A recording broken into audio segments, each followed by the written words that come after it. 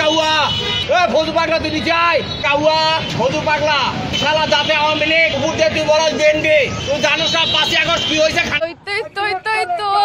আমার ফজলু পাগলা কই এই বিএনপির নেতা কর্মীদের জন্য গত 15 বছর লড়াই করলাম, তারা আমাকে এখন ধাক্কা দেয়। এই কারণে আমি সবসময় বলি কি করলাম গাজীর গীত গায়া 5 টাকা কামাই করলাম 1.5 টাকা খায়া। আমি বাংলাদেশে এখন ফজু পাগলা হয়ে গেছি। আজকে মানুষ আমাকে নিয়ে হাসি ঠাট্টা করে, কেন আমি বিয়ে করছি না? এই দায় কার? এই দায় সরকারের, এই দায় বিএনপির, এই দায় জনগণের। কেন তারা আমার বিয়ে দিতে পারেনি? এই দুই পাগলের বক্তব্য পুরো বাংলাদেশের অর্ধেক ধ্বংস। আচ্ছা আই চাই এই দুই পাগলের একজোটই বিয়ে হই পুরো বাংলাদেশটাই ধ্বংস হয়ে যাক বাবা। শতানের বাচ্চা রুমিন ফারখানা এতিয়া গত 15 বছর খুব ভালো ছিল, ভালো থাকবে না।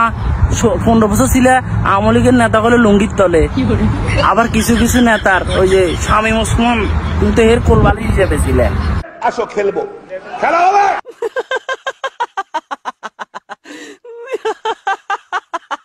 এই দেশটাকে একটা সাম্প্রদায়িক, একটা জঙ্গি, অমানুষের দেশ করার জন্য এরা এখানে আসছে।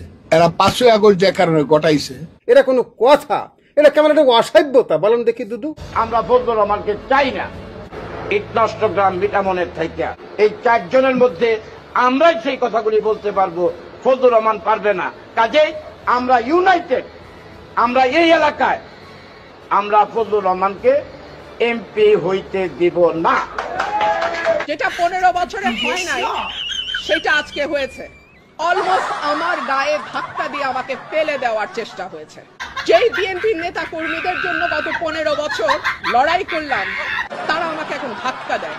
ফজু পাগলারে গ্রেফতার করো, ফজু পাগলারে গ্রেফতার করো। একটা পরিস্থিতি তৈরি হলো আপনার দলের কাছ থেকে বা দলের নেতাকর্মীদের কাছ থেকে কি আপনি কোনো সাপোর্ট পাচ্ছেন না এই পরিস্থিতিতে?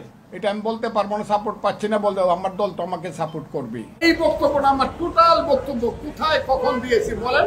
যদি আমি অন্যায় করে থাকি, দেশের বিরুদ্ধে বা দলের বিরুদ্ধে বক্তৃতা করে থাকি, এটা আমি দল আচ্ছা, আমি এক লাইনে যদি আপনার বক্তব্যটা বুঝে থাকি, আপনি বলেছেন এরকম কোনো বক্তব্য আপনি দেননি, আর একই সাথে এরকম কোনো বক্তব্য আপনি দেননি, এবং একই সাথে আপনি বলতে যাচ্ছেন যে বক্তব্যটা এআই করে অথবা জোড়া লাগানো হয়েছে, এরকম কিছু? তাহলে পুরো লাইনটা একটু বলে দেন, ক্লিয়ার করে একটু বলে দেন। পুরো বক্তব্যটা আমার বক্তব্যটা সামনে না আপনার বাজার।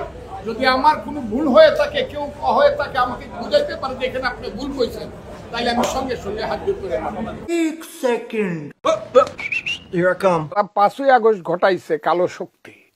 সেই কালো শক্তির নাম হলো জামাত ইসলাম, এবং তাদের যে অগ্রগামী শক্তি তার নাম হলো ইসলামী ছাত্র শিবির, যাকে সার্জিস আলমরা যারা এইটার অভিনয় করছে, 5 আগস্টের অভিনেতা যারা, আমি তাদেরকে নেতা বলতে আর চাই না, তাদেরকে আমি অভিনেতা বলবো। বিএনপি কেন এই সমস্ত বয়ান, আওয়ামী বয়ান সহ্য করছে, এই যে রুমিন আর এই ফজু পাগলার? কারণ এটা বিএনপির পলিসি। বিএনপি মনে করে এই যে আওয়ামী লীগের ভোটগুলো সে 10 বেগলে বইলা। উপদেষ্টা পরিষদের মিজারেবলি ফেল করার কারণ হচ্ছে তারা বাংলাদেশ জানে না, এবং 2 হচ্ছে তাদের প্রত্যেকের একটা করে পা দেশের বাইরে ফেলা। তো তারা জানে যেই মুহূর্তে দেশ উত্তপ্ত হওয়া শুরু হবে, ওই মুহূর্তে যেই পাটা বাংলাদেশে আছে ওই পাটাকেও তারা ওই দেশে নিয়ে যাবে। রাত্র 9টার সময় দলের একটা কাগজও পেলাম, আমার কাছে সেই চিঠিটি এখন আছে। দেখলাম আমার নামে দল আমার কিছু কর্মকাণ্ড এবং কথাবার্তার জন্য শোকজ নোটিশ করেছে উত্তর দেওয়ার জন্য। ফজলুর রহমান সম্মানিত লোকজন আছে, তো আমি আমার ওয়েতে বললাম না, করে জায়গা মতো দিয়ে দেওয়া হবে। ফজলুর রহমান এবারই শুধু নয়, এর আগেও 24-এর গণ অভ্যুত্থান নিয়ে সে বিভিন্ন রকম কুরুচিপূর্ণ মন্তব্য করেছে, কিন্তু বিএনপি থেকে কোনো ব্যবস্থা নেওয়া হয়নি। সে কিন্তু সাধারণ কোন মুক্তিযোদ্ধা না, সে হচ্ছে মুজিব বাহিনীর কমান্ডার। আপনারা যারা মুজিব বাহিনীর ইতিহাস জানেন না, এই মুজিব বাহিনী এটা হচ্ছে ডকুমেন্টেড হিস্ট্রি যে মুজিব বাহিনী সরাসরি ভারতের রয়ের দ্বারা ট্রেনিং প্রাপ্ত, এবং তারা মুক্তিযুদ্ধের এক পর্যায়ে খোদ মুক্তি বাহিনীর বিরুদ্ধেই যুদ্ধ করেছে।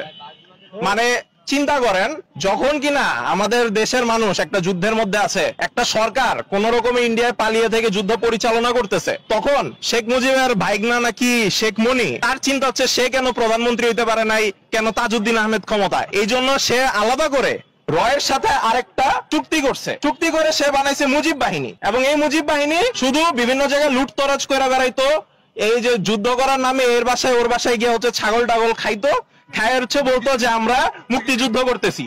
এবং এই মুক্তিযুদ্ধ তারা করতে কাদের বিরুদ্ধে? আমাদের বাংলাদেশি মুক্তি বাহিনীর যোদ্ধাদের বিরুদ্ধে, যারা আসলেই যুদ্ধ করতেছিল। তো এই মুজিব বাহিনী পরে যখন শেখ মুজিব বাকশাল কায়েম করছে, তখন এই মুজিব বাহিনী কিন্তু রক্ষী বাহিনীর একবারে কোর ছিল। এবং এই রক্ষী বাহিনী কি করছে আপনারা জানেন, 40,000 জাসদ কর্মী মারা, দুর্ভিক্ষের সময় মানুষের খাবার লুট করা, ওই খাবার লুট করা ভারতে বেচা দেওয়া। তো এইগুলো হচ্ছে সব ফজলুর রহমানের লিগাসি। সে হচ্ছে বড়ই হয়েছে হচ্ছে বাংলাদেশের মানুষের শোষণ করা, ছোটবেলা থেকে হচ্ছে এগুলা করে আসছে। তো সে যদি এখন দেখে যে তার বাপ শেখ মুজিবের আর কোনো লিগাসি নাই, এই 5 আগস্টের পরে আমরা বাংলাদেশের স্বৈরাচারকে ঘুরে দিছি, সে তো তখন এটাই বলবে যে হায় হ্যাঁ দেশটা তো রাজাকার হয়ে গেল। কিন্তু ভাই, তুই এটা প্রথম ব্যক্তি, মানে প্রথম বাহিনীর একটা কমান্ডার যারা কিনা